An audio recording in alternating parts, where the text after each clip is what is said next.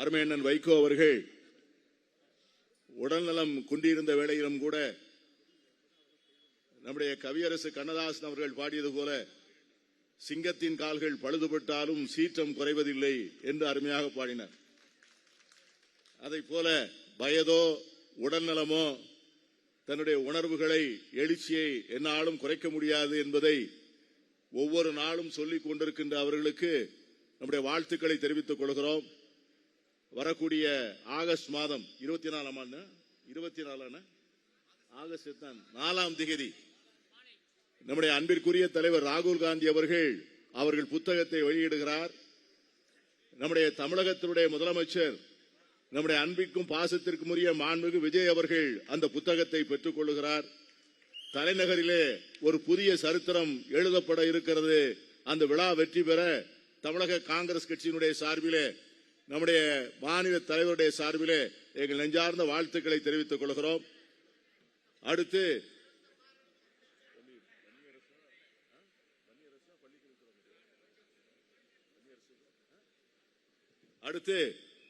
விடுதலை சிறுத்தைகள் கட்சியினுடைய எழுச்சிமிக்க செயலாளர், இன்றைக்கு சமூக நீதித்துறையினுடைய அமைச்சர், நம்முடைய அன்பிற்குரிய சகோதரர் திருமா அவர்களுடைய நம்பிக்கையை பெற்ற அவருடைய அணுக்கமான தம்பி நம் மரியாதைக்குரிய மாண்புமிகு வன்னியரசு அவர்களை உரையாற்ற அழைக்கிறேன்.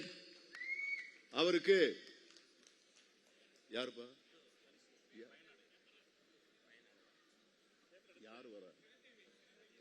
சிரஞ்சீவி அவர்கள் பயனாடை அணிவித்து புத்தகம் முடிப்பு.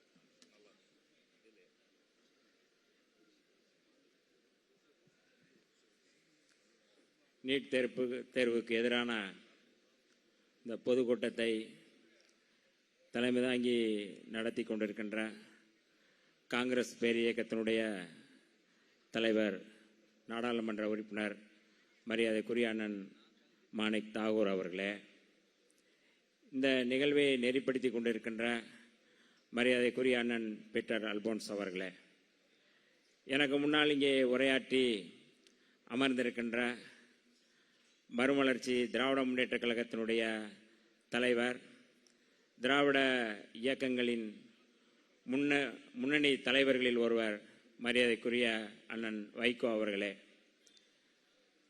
சுற்றுச்சூழல் அமைச்சர் மரியாதைக்குரிய என்னுடைய அண்ணன் மரியாதைக்குரிய ராஜேஷ்குமார் அவர்களே,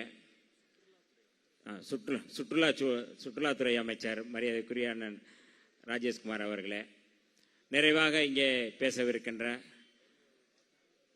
தமிழ்நாட்டினுடைய பள்ளி கல்வித்துறை அமைச்சர் மாண்புமிகு ராஜ்மோகன் அவர்களே,